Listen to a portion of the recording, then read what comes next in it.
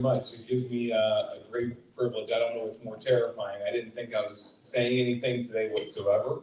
I told Josh I just wanted to be here for him, to support him. I told my dad I'd meet him here for lunch, and they told me in the back, you're going to be introducing Josh. And so that began the terror in me. And then the fact that they're videotaping the entire thing also is terrifying. So I got to watch what I say. Serving as a principal, I came in, my first year was with Josh. He was hired and I came in with Josh, and there have been many, many nights over the course of 8 years where things have not gone real well, with Josh as far as the performance on the floor or how the kids played. And it'd be 1:30, 2 o'clock in the morning, we'd be texting back and forth with each other about what to do and what went wrong, and everybody that's in here that's ever coached before would understand that. And obviously I can't play for him. I can't do much for him other than support him. And as the principal of the building, he is really, really easy to support, folks. I got to tell you, if you know Josh Hose or want to get to know him, he won the state title this year with this particular group. I got to tell you, he was just as good of a coach 6 years ago. People, say certain things and they're keyboard warriors all over the place. Josh was a really good coach 6 years ago. He was a good coach 8 years ago. He's actually a good coach 3 years ago. The better part about Josh Hose is he's an even better human being.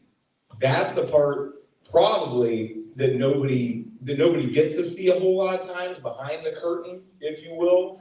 It's such a great honor to be here. I've always wanted to stand here at this podium. I know all the people that have done this before, so I won't filibuster for you. But Josh Hose, over the course of my 8 years, has given me a lot of good moments. He is a leader in my school building. He is a leader with kids. He is an excellent human being, and he just so happens to be a state champion.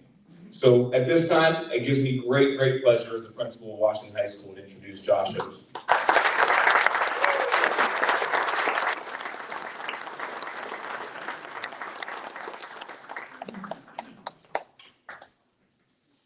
All right, this is intimidating. Raph, I want to thank you for offering to donate your 50-50 drawing to the Madison basketball program.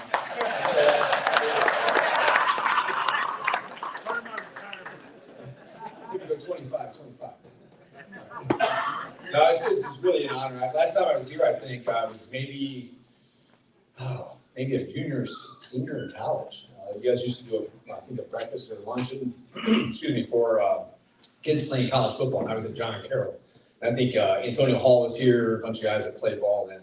So that's pretty awesome, just to be here and be a part of this, and it's great history here. So thank you for having me.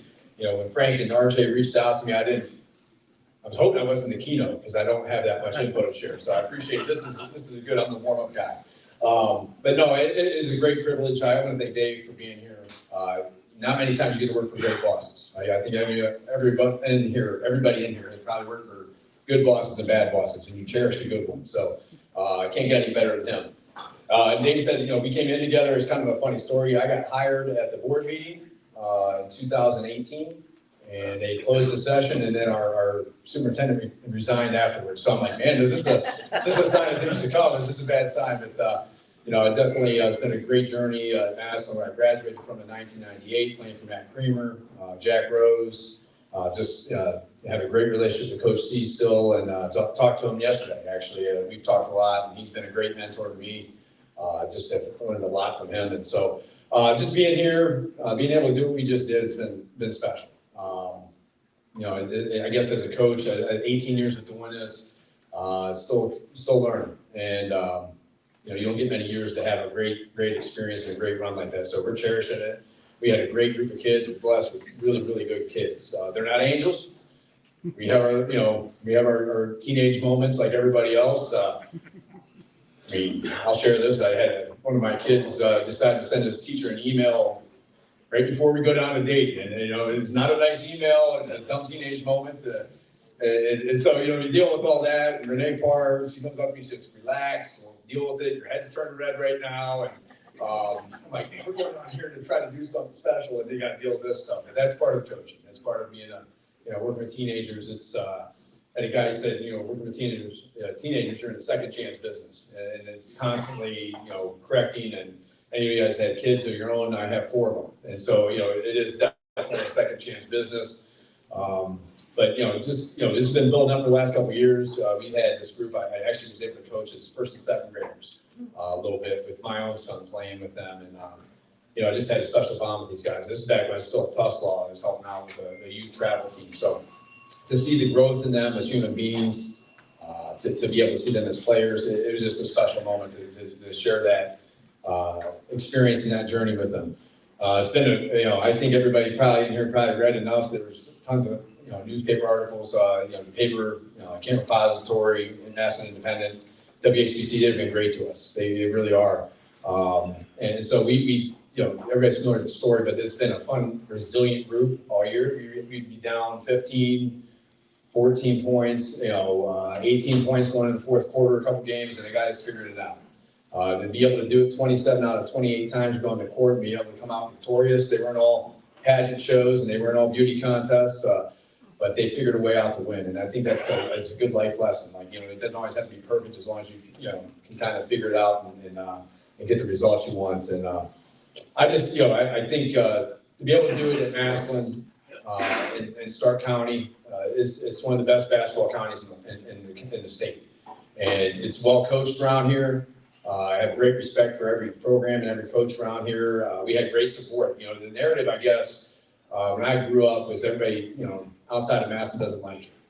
And we've tried to change that narrative in our program. Our goal, our vision, mission statement, whatever you want to call it, was to be, recognized not for what we do, but for how we do it. And we wanted to do it the right way.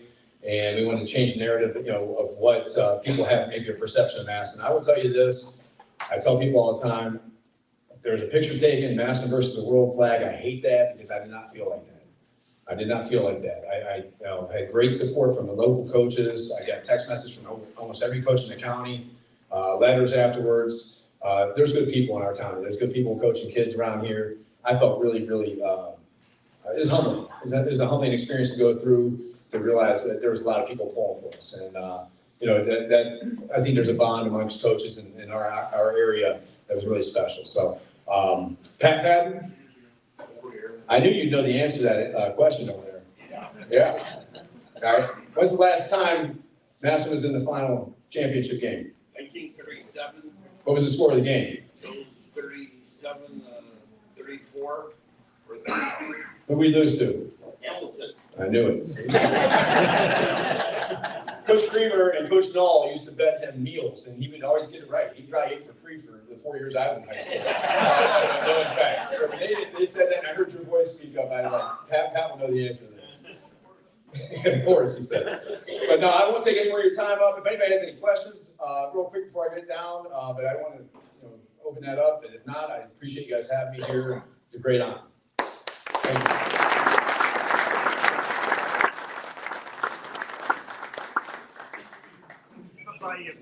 Thank you, Josh. Great to have a local championship team in the championship this year here.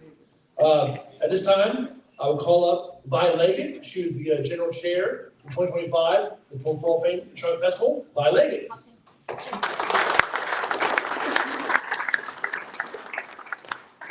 Hi, the last time I was here, I was a little more intimidated, but there's a lot of friendly faces.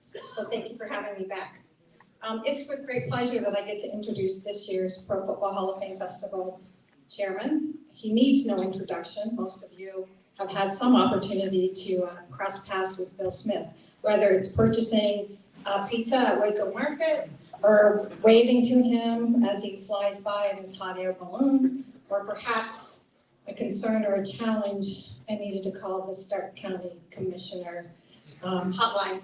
And Bill has his phone on 24/7. I got to see that firsthand. But let me just tell you a little bit about Bill. He's a very modest man. He wrote me some bullet points to share. So let me just share, I think most importantly, his sidekick, Diana, they've been married for more than 50 years. He didn't say how long. He doesn't want to give away his age, I'm sure. They've raised 2 wonderful children, 12 grandchildren, which are really the pride and joy. If you talk to Bill for any length of time, grandkids come up probably second in the conversation after Diana. He holds a hot air ballooning certificate with the FAA. He is the owner of Waker's Market, which will be celebrating 50 years this year. It opened in 1976. It's hard to say that that was 50 years ago. That's difficult. He also is responsible and owns Waker Property Management. He's serving his third year as the Stark County Commissioner, and this year he is the Hall of Fame General Chair for the festival. And without further ado, I'd like to introduce to you my friend, Bill Smith.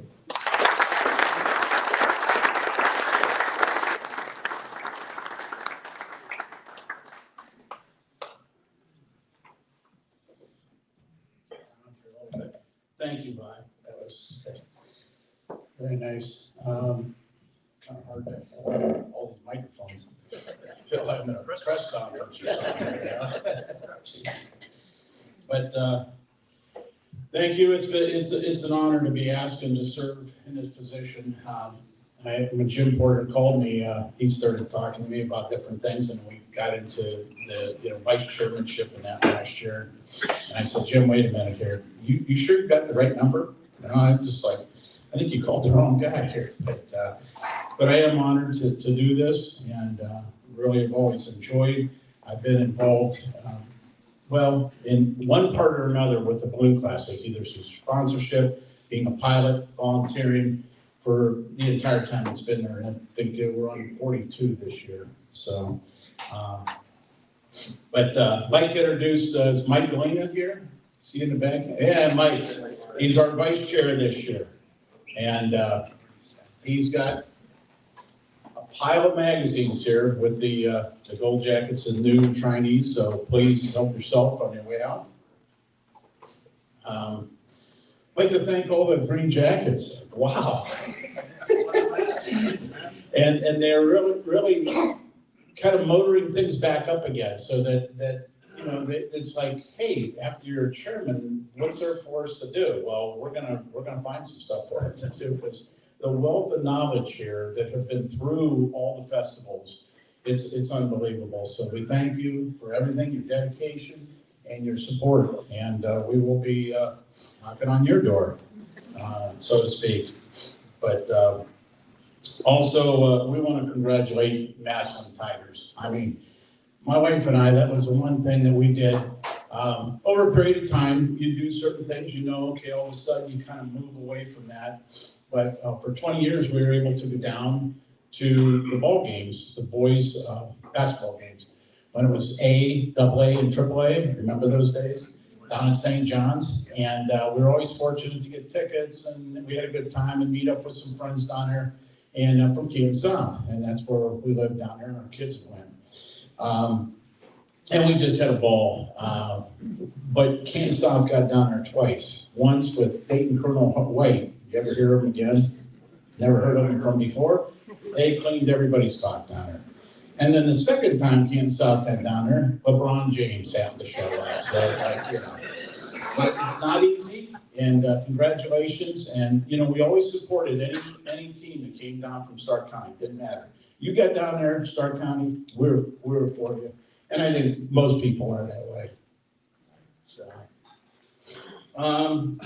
thank you to Pastor Steve Manco. That was special. Former neighbor of ours before he moved, and then we moved out of an allotment area. But that was really special. Thank you. And let's see. Oh, in a red shirt over here, I gotta say, he probably don't want to admit to it, but hey, my Uncle Claude. Right there. The cat's out of the bag now. You can't deny it now. And in the back by the bar, this guy in a blue shirt. Nah, he's taking back here. I don't know what for. He's kind of murking. Ernie Schott. You all know Ernie Schott.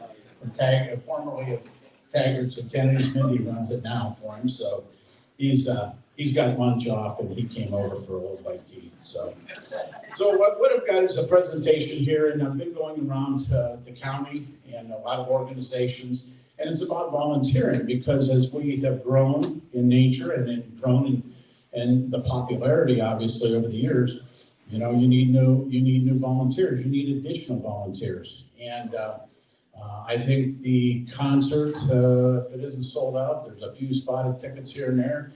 The game started selling real well this year. The enshrinement started selling real well. And in the next couple of years, it's gonna, with the potential of Ben Roethlisberger and Tom Brady and people like that, it's gonna even get more. So, we're gearing up for that and we need more help. Fan Fest is one of those things, and you'll see a little bit here when that we are definitely needing, and of course our parades, marshaling. So, if you don't want to do it, that's fine. I know people, and so we'll get to this too. There will be posters and my business card out there with QR codes on to find out just what it's all about, how to volunteer.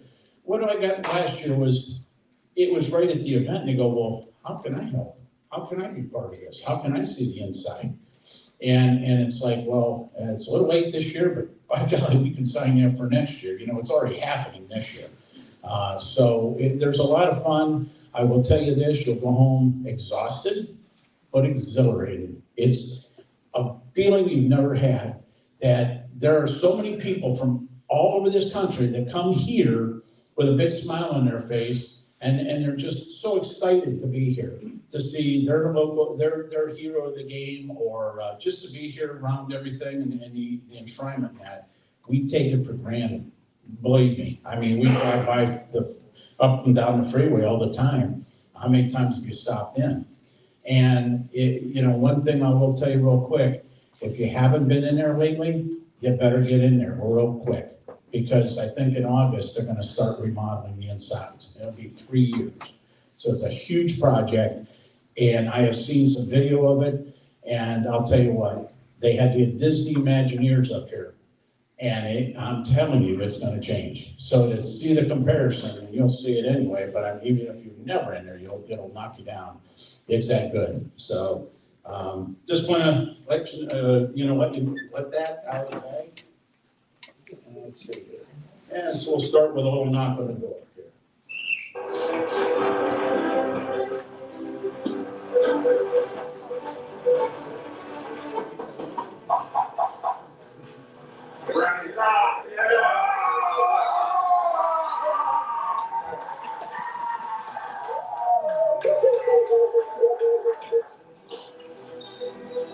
Drew Brees, welcome to the Pro Football Hall of Fame class of 2026. Okay. Congratulations. This was a shocker. No.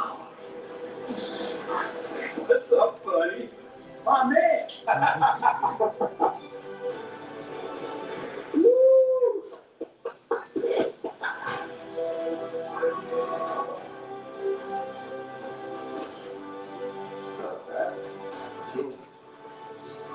Welcome to the Pro Football Hall of Fame.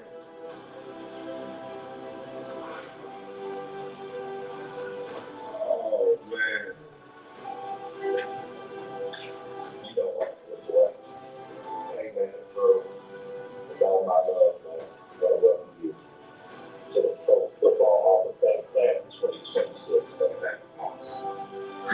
Going in at your house, did you go? And let's hear it. Yo, I'm ready to go. It's my pleasure to welcome you to the Pro Football Hall of Fame class of 2026. Larry, there's a lot of professional athletes, including myself, that looked up to you. When you played the game, how you played the game, but I'm not just blowing smoke, I mean it from my heart. You hear that? Means the most respect, right? You know that. Respect, baby. You're like the dude that doesn't ever let anyone tell you how awesome you are. And like, hopefully you let us now celebrate you, dude. You deserve this so much. With a very humble heart, I'll say, I can't believe that I'm standing here with these titans of the game. Tonight, we're gonna celebrate greatness. Here's to the newest member of the Pro Football Hall of Fame. You played it the right way. You represented this team, this city, your family the right way. Well deserved. Welcome to the Pro Football Hall of Fame 2026. That's a nice ring to it. That's great.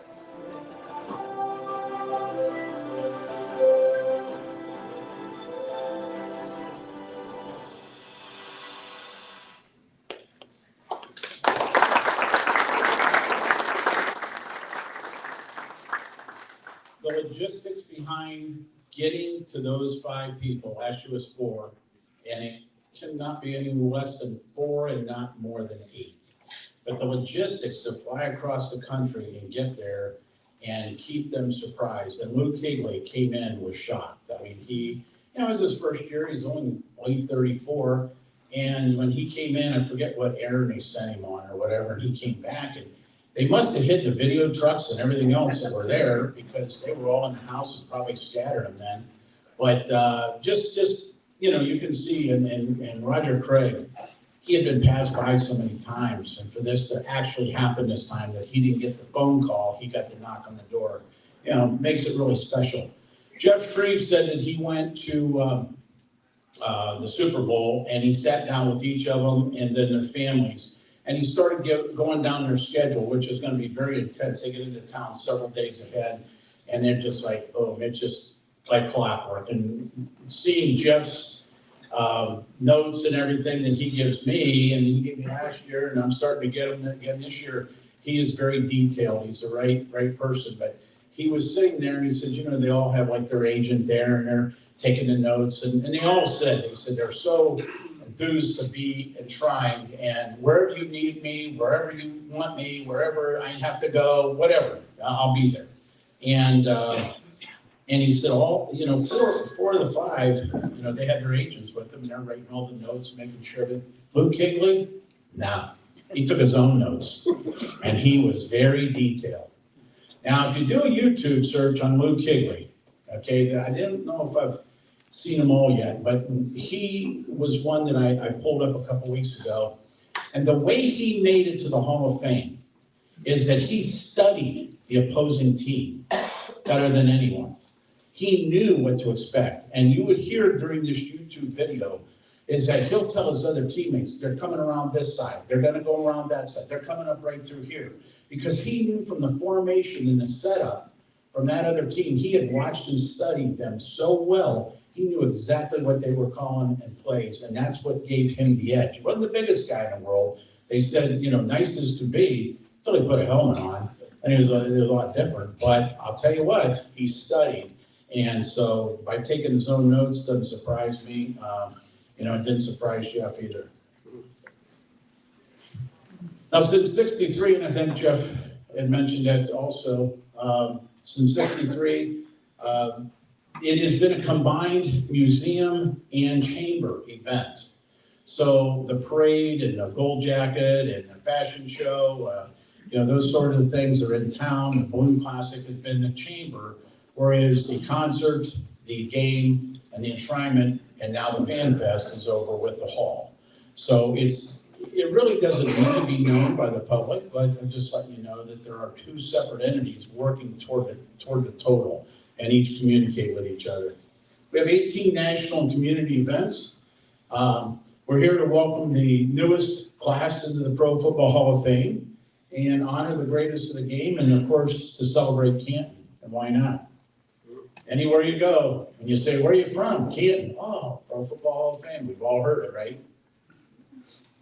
I always start out with the Balloon Classic, one of my favorites. And I think the only photo that I have of this one image of flying out of that field going south is in my mind, because I've not been able to find it. And I was flying out of the field, and I was over probably where Chick-fil-A is now, looking back. And if you notice on the south part, there's all a tree line. And there was an eagle hot air balloon that year. And it was sitting, it looked like it was perched on top of those trees when I look back. And I don't look back very often when I'm piloting. I'm always looking forward to the sides. But I look back and it's like, wow. And I really think that's the only picture I have is in my mind. But it was a fantastic picture of that, in my mind, is that eagle that was probably 10 stories tall, sitting on top of those trees. It looked like it was. We start out with that, and this is one thing, it's gonna be on the same weekend it's been, okay? People go, well, why is this spread, okay? Well, there's a couple of reasons. One, the Balloon Classic is on July 24th, 25th, and 26th, whereas not the following weekend, but the weekend after that will be the enshrinement, the concert, the game on Thursday, Friday, Saturday, that sort of thing. The reason being is this.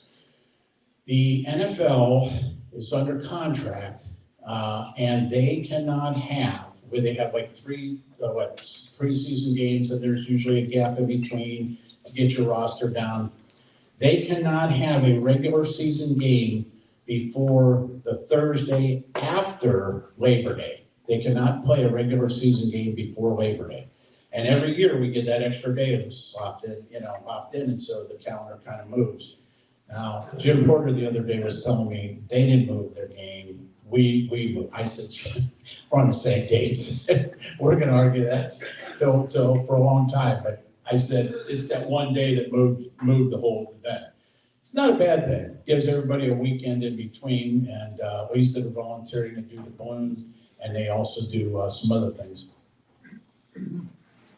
So the parade obviously is one of the big events that the chamber does, and of course there again volunteers. It's an early morning deal, but it's one that last year we had 111 gold jackets. Now probably about 90 of them made the parade. There's some that just aren't capable to ride that far. I mean, to be here is great to see them, great to have them, but they're that's a couple hours, and it's like that's a little tough. So. And then again, they might have partied the night before. That's true. And of course, all even souvenirs. We need people helping with that, just to help folks out.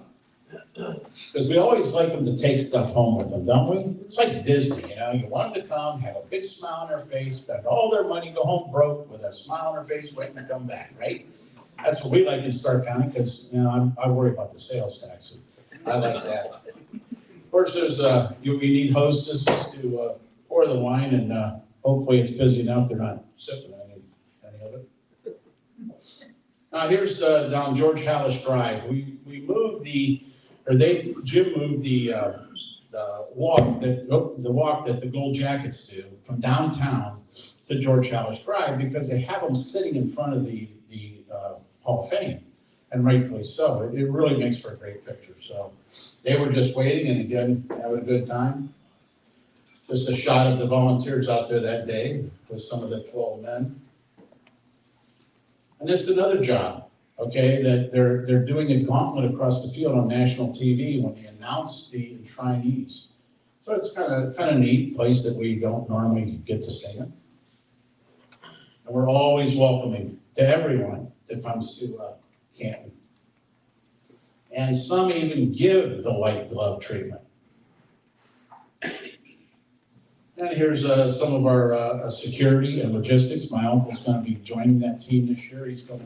He's a former FBI agent, and he is coming up from Florida just to do this, just to volunteer. And you make lifelong friends. Unbelievable.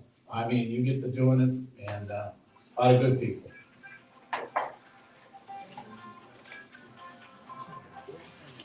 Got another pizza order coming in? Oh, I'm not gonna check. So, obviously the Balloon Classic, First Play, Fan Fest, Fashion Show, Gold Jacket, Grand Parade, the whole list, the Enshrinement, and the Concert of the Legends. Also, hostesses, security, event staging, transportation. So not every job that we volunteer for is right out front.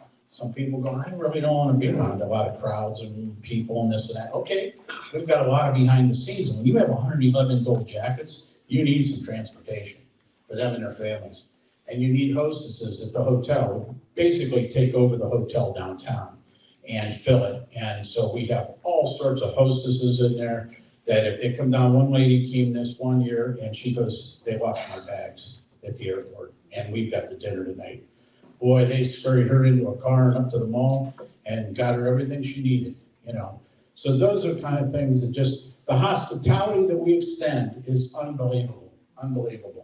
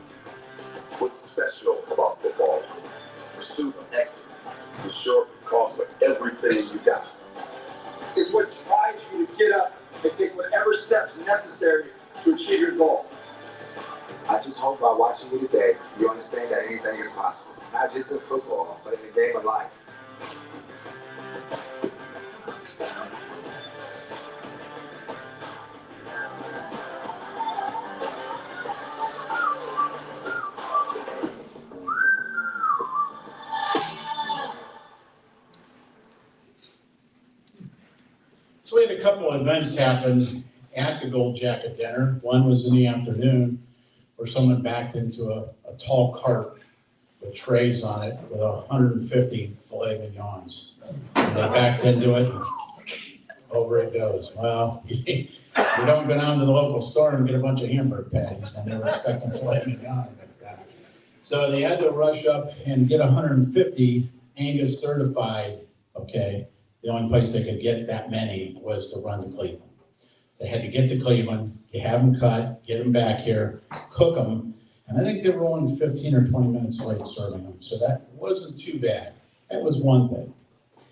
But that was teamwork with the volunteers. Another bit of teamwork was, and I try to mention this, usually on one screen I can do it, but Jared Allen, he had a wardrobe malfunction, let's call it, okay?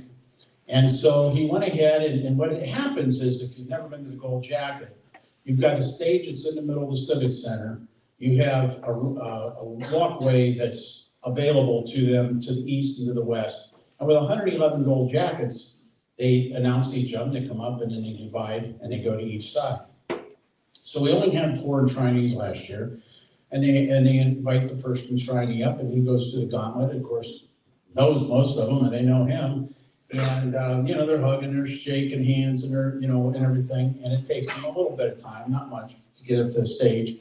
They get up to the stage, you get presented their gold jacket, and they put it on. And then as you see Jared Allen with his family there, okay, he went ahead and, he's hugging them and everything. But when he got done hugging them, he turned and he did what he called his split. Now, he didn't go down like with all legs like that, but he went down far enough, and I can't do it because too many body parts that are new in my body, and I need another one here soon. But anyway, he goes ahead and he does what he calls a split when he made a touchdown. All of a sudden, he felt a lot of air in the backside. So he reaches back, and he feels his underwear, and he goes down his leg, and he feels his leg, and he keeps going down to the back of his knee. And he goes, oh man, now it wasn't down the seam of his pants. That would have been a little easier, but it was right down through the fabric. So he gets off stage, and Jeff Shreve from the Hall of Fame looked at him and said, what's wrong, Jared? He goes, I split my pants. So this lady, one of the volunteers, she runs and gets her bag. She comes over. She's got every cover thread you want. She's got bobbins. She's got safety pins. She's got, you name it. She's trying to start safety pinning this thing up to no avail because, again, it was just zigzag right through the fabric. In the meantime, Katie yells up to Sam White. She's announcing, slow down. We have a problem. Slow down. Well, how are you going to do it? You only have 2 more to go. And then they all have a curtain call back up on stage. So they turn around so he's doing the best he can. And I'm sitting out there at a table and I see the next candidate come up. It was Sterling Sharp, it wasn't Sterling Sharp. I got it right here, yeah. If I read my own reading. Yeah. I just went break. Well, Antonio Gates, that's who it was, yeah. So he gets up there and he's wandering around on the stage. And it's like, I'm thinking, okay, you're all emotional and everything. I get it, but I didn't know what was going on behind the scenes. And Jared's yelling up to him, keep crying, take your time. So I don't know if he heard him or not, but he was out there sobbing and he was wandering the stage. So finally he comes off and then they have Sterling Sharp was the last one. In the meantime, Katie, she calls down, radios down to the hotel downtown, the Doubletree, okay, and tells a hostess, another volunteer, you need to get to Jared's room. And when you open the closet, it's the 3rd pair of pants on the left. He was that precise. And you got to get him up here within minutes. Minutes. Now, they're down to Doubletree. We're up to Civic Center. Okay. She runs back downstairs, and she hands him to the patrolman, the big guy, nationally known. Lamar, yeah. And turns around and gets him to him, and he goes lights and siren. Problem is, Market Avenue's closed off for First Friday. He's got to go way out and around. Well, they're in radio contact. So he gets up there, they cross paths as she's running in high heels across the back of the Civic Center. They grab the pants, get it back, and get it on him. His wife says, well, it's a good thing you were wearing underwear tonight. Made it just in time for the curtain call. So again, I think if we would actually practice that, and I think I have plenty of old green jackets here to confirm that. I don't know if we can do it that quick and that smooth. Under pressure, and they knocked it out. And it was just fantastic. So, you know, again, can't say enough thank yous to all the volunteers that do. They enjoy what they do, and it makes it easy on everybody. Fan Fest is a free event, second year. It's going to be down in the parking lot in the parks because of all the construction with the museum primarily, and then we got the water park going again too, so the village. But they just didn't feel that would be a conducive place to have it. Jefferson Starship, I think that has already been announced, so I can say that loudly and clearly. But there's at least 32 vendor trucks. And I'm not gonna have to, I can't tell you anything else. Jim just told me the other day, and it's one of them things where he says stuff, but he doesn't say, don't say it, but you find out later you shouldn't have said it, so I'm not gonna say it. Where they're coming from and whatever, but they're gonna be unique. And it's gonna be really a great time down there. What Jim's trying to do is, this Fan Fest is like a 4-day deal. And Dennis, you're chairman of that. This guy's a glutton for, and of the balloon classes. Thank you, wow. And then those are two biggies. But what the thing is, what Jim's trying to do is to get us all to understand, this is the beginning of football, okay? This is the beginning of the year. Let's have a festival over it. Doesn't matter if it's Tom Brady coming in for the enshrinement, it's a bonus, okay? Or Drew Brees. But hey, this is the beginning of football. I don't know about you, but that's probably my favorite sport. I mean, I like them all, but that's probably takes a little bit of edge there. And, you know, it's something to celebrate. Let's have a festival. And that's what he's trying to create in the community. So we thank you for that. And there'll be free entertainment each night, each day. And a lot of food, music, and fun. Tonight, what brings you back to Canton every year? Aside from this great night and seeing the new class get their jackets, being able to hang out with guys that I adore, guys that I played with, that were competitors that are now good friends, understanding the importance of collectively we're more than our individual selves, even as individual Hall of Famers, is pretty cool. Well, John, I know for me, coming back to Ken, it's about being around the guys. Not to mention the Stark County, the great job they do here in Ken, but you know, I'm gone for a year and you come back and it's like time hasn't gone by because it's all about the relationship with the guys. You know what, for me, being here in Canton is so special because here's a place that I never thought that I would be a part of.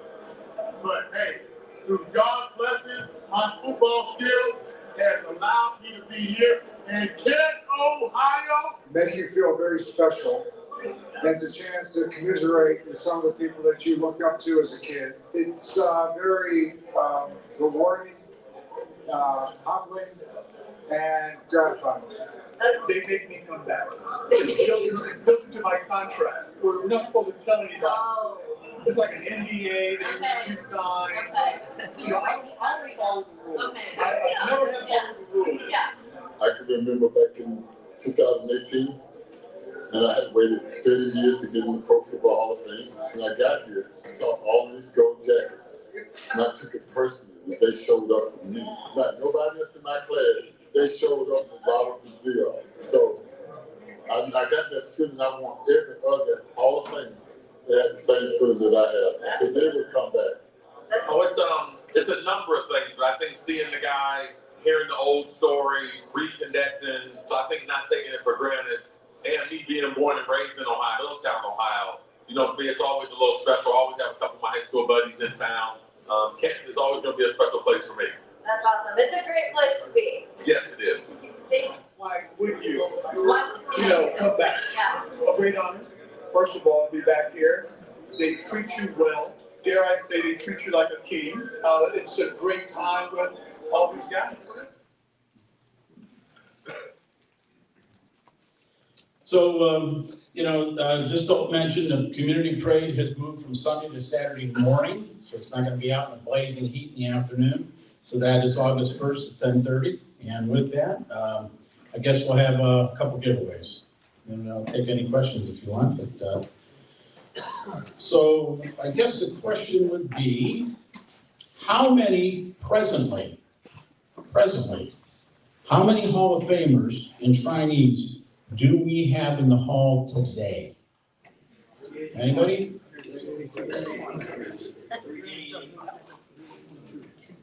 Who said that? You said that. You don't count. Nobody heard you anyway. How about this one? 382. Got it. There's a football for you. Now we have a sign. How many Hall of Famers are from Stark County? And if you want to see the display, who said I? It's all kind Over here? All right. I got a sign. I got a box here for you too. I'll put that back in the box. I'll crawl under the table and find it. Again, congratulations, Maslin. Thank you, Mike Galena, for jumping in there as vice chair. And I'll take any questions if you have. We do have posters back there, please, and my business cards. They have the QR code is the most important thing. If you even think of somebody, kids, grandkids, neighbors, whoever that would want to, volunteer and know more about it, folks, there they are. That's the posters that are back here on the table, and business cards take them. And I just don't want to see my name up in some obscure places. So my number. Yes. Got a question for you. How much do you charge to go up in your air balloon? I don't. We never did. And I've been away from that part of the folks that have done that for so many years. And my son's a private pilot, so he's not permitted. I've got a commercial rating. I could, but I use that as my release. That was my release from working with the public all day and having friends around and just going out and having a good time. And maybe, we'd end up by New Baltimore and end up getting an ice cream cone or something, or Taggers. Well, we couldn't land there because there's too many flyers down in his neighborhood. I really don't know anymore. And You still go up, you still fly? I go up and fly. I go up and I don't fly anymore. I'm not, as far as a pilot, I'm not current. I'd have to get current again and get my biannual. But hey, if my son lets me fly, I get to watch. I look around. The first time I went up, I go, oh my gosh, this is great. I'm looking all around going, hey, this is pretty good. But yeah, I haven't flown for a couple of years, but I do chase every once in a while with grandkids. Real quick story, they do a glimpse. So when my son goes, I can be at a meeting and I know when he's flying. It gets on my phone. I can see, where he's headed, and I can see over a satellite photo what the speed he's doing, the direction he's going.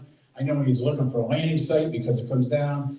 And one night I'm crewing and I've got the grandkids in the vehicle and it went out. Oh my gosh. He says, how are we gonna find Dad? We're never gonna find him, and there's trees over the road. You don't think about those things. And I said, for all those years I've flown, 35 years, I said, Grandma never lost me. And we didn't have glimpse. So that kept me being, I had to be nice to her, so she picked me up. Any other questions? Well, I got one. Are you guys gonna have like a beer garden over Stadium Park? Yes, yes there is. Yep. All right. Well, again, thank you for the invite. I really appreciate it. This is a great group. Thank you very much.